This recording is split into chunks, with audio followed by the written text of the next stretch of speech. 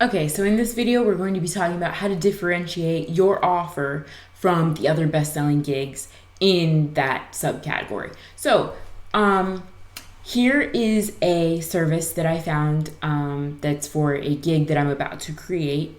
That's very similar to it's the same type of service. So basically, I found a gig here that will be offering the exact same service that I will. They are offering about the same price points that I'll be offering. And I liked their gig description and how they laid everything out. So I decided I was going to success hack them. And I've brought their description into this Word document. So this is theirs word for word. Okay.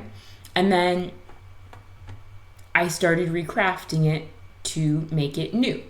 So it's very similar, but it is different.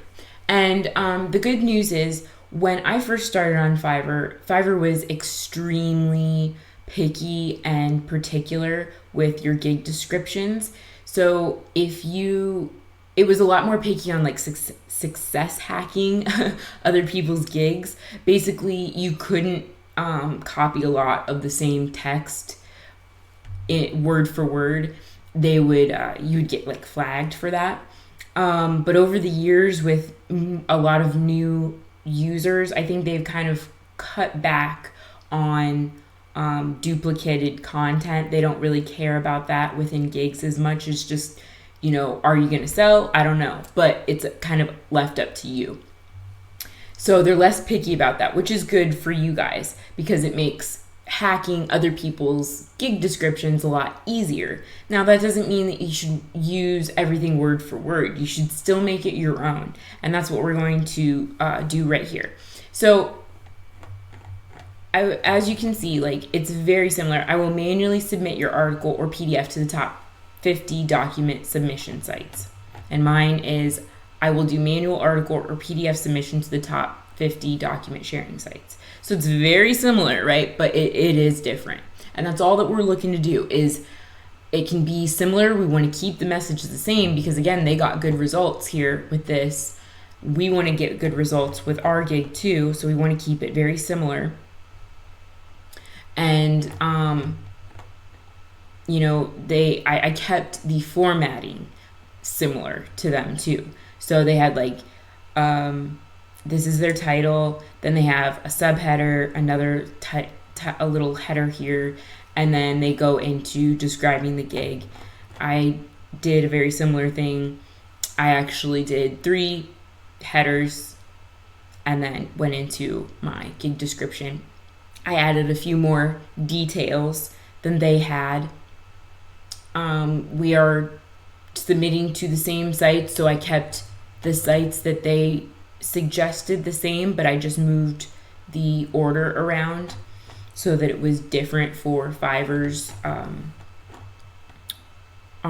for just differentiating the gigs so that it doesn't look identical.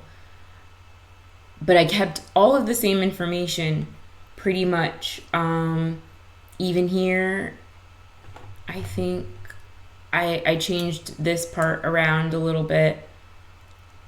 And I took out PowerPoint because I didn't want to deal with that. So, and then I added my own little things down here.